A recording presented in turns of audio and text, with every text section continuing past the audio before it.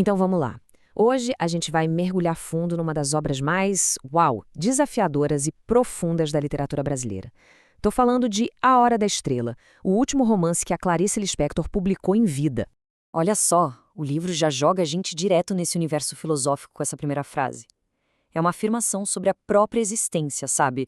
Tipo uma molécula que diz sim para outra e pronto, a vida começa. Um início que é pura afirmação. E logo em seguida vem essa pergunta.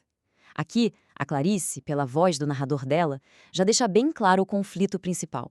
A dificuldade de contar uma história, de achar um começo, quando a própria realidade já é toda confusa e de certa forma já existia antes. E isso nos leva direto para o primeiro ponto, o fardo do narrador. A história não é contada de um jeito simples, não. Ela é toda filtrada pela consciência de um escritor, o Rodrigo S.M., um cara que se sente atormentado, quase obrigado a contar a vida de uma mulher que para ele é insignificante. E por que ele escreve, afinal? O próprio narrador responde: é um ato de puro desespero, uma tentativa de fugir do peso que é ser ele mesmo. Para ele, escrever é, ao mesmo tempo, um fardo e uma necessidade. Quase uma maldição, dá para dizer. Então, o ponto crucial é esse, olha só.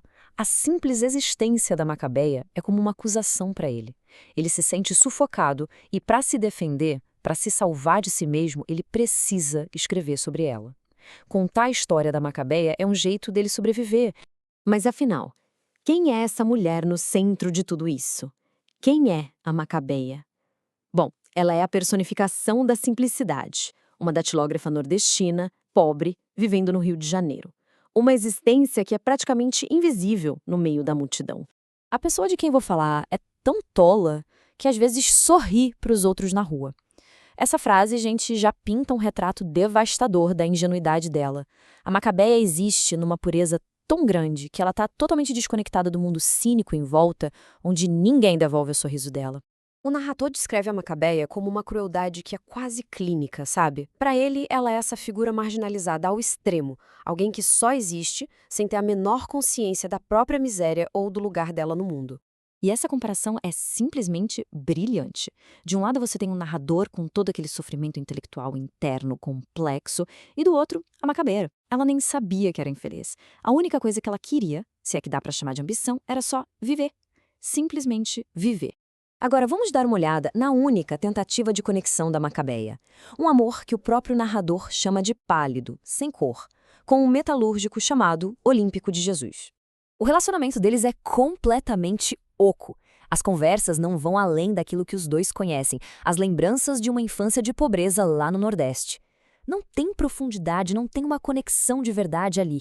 E, como já era de se esperar, o fim é rápido e sem cerimônia nenhuma.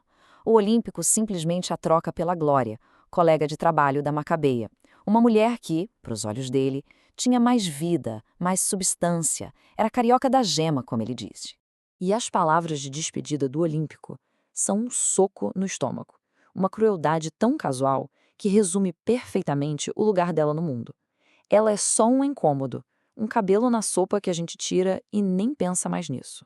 Abandonada e seguindo o conselho da própria Glória, a Macabeia faz uma coisa que vai mudar tudo.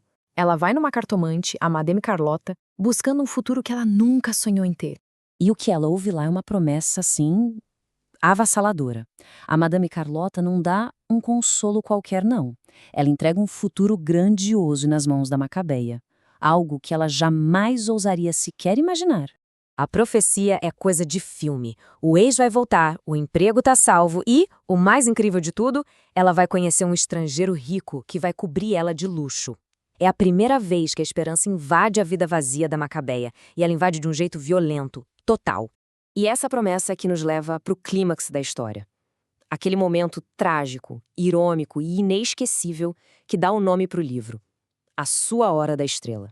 A Macabeia sai da casa da cartomante completamente desnorteada. Ela não anda, ela tropeça, sabe? Cega pela imensidão daquele futuro que ela acabou de receber.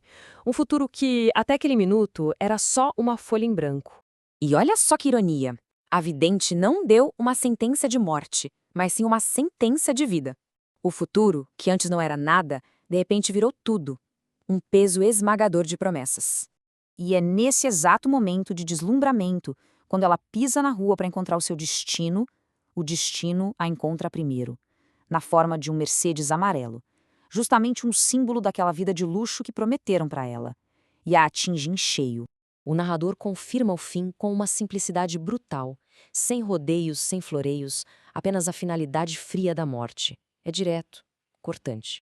E aqui a gente entende o título perfeitamente. Ali, caída no chão, com as pessoas se juntando em volta, uma vela sendo acesa, ela finalmente vira o centro das atenções. A morte dela é a sua hora da estrela, o seu único e grande momento de protagonismo. O livro acaba, mas deixa essa pergunta no ar, sabe? Uma pergunta que não tem resposta fácil. Ao contar a história de uma ninguém, a Clarice Lispector nos força a encarar o valor de cada vida e aquela solidão silenciosa que talvez, no fundo, todos nós carregamos. E aí fica a questão, né? O que a gente faz com essa verdade?